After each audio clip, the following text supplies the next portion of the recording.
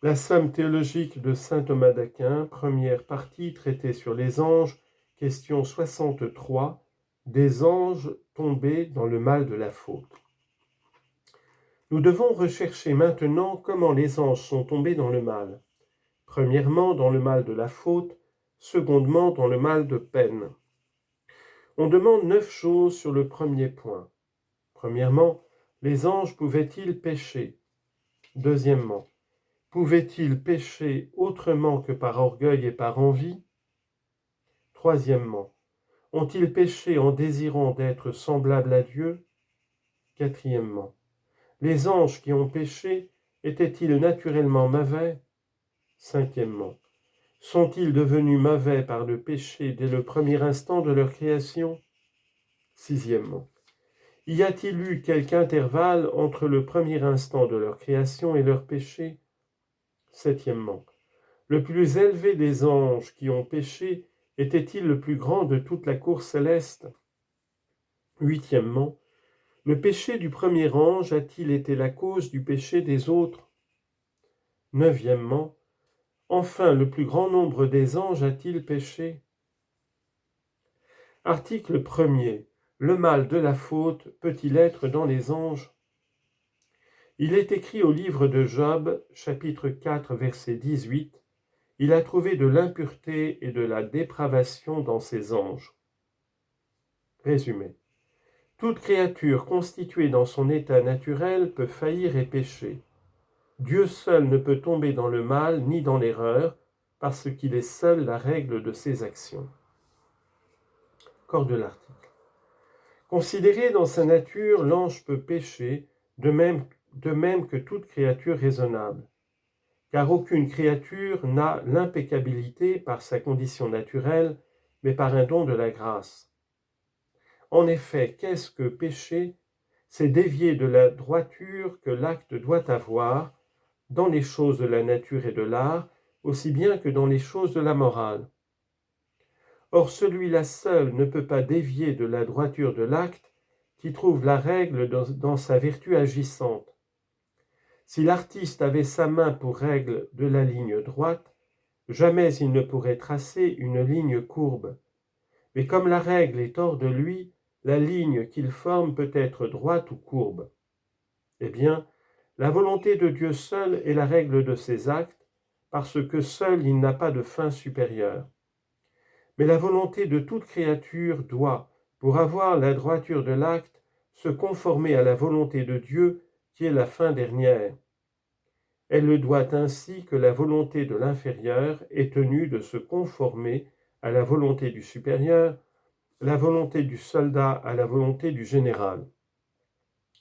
Le péché donc ne peut être dans la volonté de Dieu, mais la volonté de toute créature considérée dans sa condition naturelle peut pécher. Première objection. Le mal de la faute existe seulement, comme le dit le philosophe, dans les substances qui sont en puissance, car l'être potentiel forme seul le sujet de la privation. Or les anges étant des formes subsistantes n'ont pas l'être potentiel, donc le mal de la faute ne peut exister en eux. Réponse. Les anges n'ont pas la potentialité dans leur être naturel, mais ils l'ont dans leur partie intellective, afin qu'ils puissent choisir telle ou telle chose. Le mal peut donc être en eux sous ce rapport. Deuxième objection. La nature des anges est plus parfaite et plus élevée que celle des corps célestes. Or les corps célestes ne peuvent renfermer le mal comme l'enseignent les philosophes. Combien donc plus le mal ne peut-il être dans les anges? Réponse. Les corps célestes n'ont que l'action naturelle. De même donc que le mal de la corruption ne peut être dans leur nature, ainsi le mal du désordre ne peut se trouver dans leur action. Mais, outre l'action naturelle, les anges ont l'action du libre arbitre, et le mal peut se rencontrer ici. Troisième objection. Ce qui est naturel existe toujours. Or, il est naturel aux anges d'aimer Dieu. Donc, ils ont toujours l'amour de Dieu. Mais la créature ne pêche point, tant qu'elle a ce divin sentiment dans son cœur. donc les anges ne peuvent pécher. Réponse.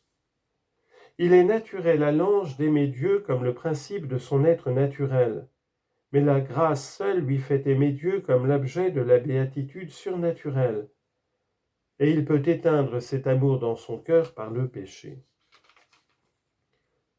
Quatrième objection. On ne désire que le bien réel ou apparent.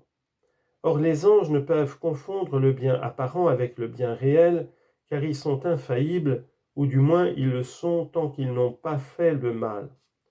Donc ils ne peuvent désirer que le vrai bien. Mais on ne pêche pas en désirant le bien véritable. Donc les anges ne peuvent pécher dans leur désir. Réponse. Le libre arbitre peut tomber dans le péché mortel de deux manières. D'abord, il y tombe en choisissant le mal. Ainsi pêche l'homme quand il choisit l'adultère, qui est mauvais en soi. Cette sorte de péché provient toujours de l'ignorance ou de l'erreur, car celui qui le commet prend le mal pour le bien, alors même qu'il apprécie justement les choses et qu'il ne se trompe pas sur leur nature en général, il se trompe dans le cas particulier sous l'influence de la passion ou de l'habitude, en choisissant comme un bien la délectation d'un acte désordonné. Or les anges n'ont pas péché de cette manière. Pourquoi ? Parce qu'ils n'ont pas les passions qui séduisent l'intelligence, puis la force de l'habitude ne les a point entraînés dans leur premier crime. Ensuite, le libre arbitre peut tomber dans le péché en choisissant une chose bonne contre la règle ou la juste mesure. Alors le défaut constituant le péché ne se trouve pas dans la chose choisie, mais dans le choix contraire à l'ordre sanctionné par le législateur. Ainsi pécherait celui qui réciterait les prières liturgiques contre l'ordre établi par l'Église. Cette sorte de péché ne suppose pas l'ignorance, mais seulement l'inadvertance des choses qu'on ne doit point perdre de vue. Or les anges ont péché de cette manière, ils ont recherché leur bien propre sans tenir compte de la volonté divine.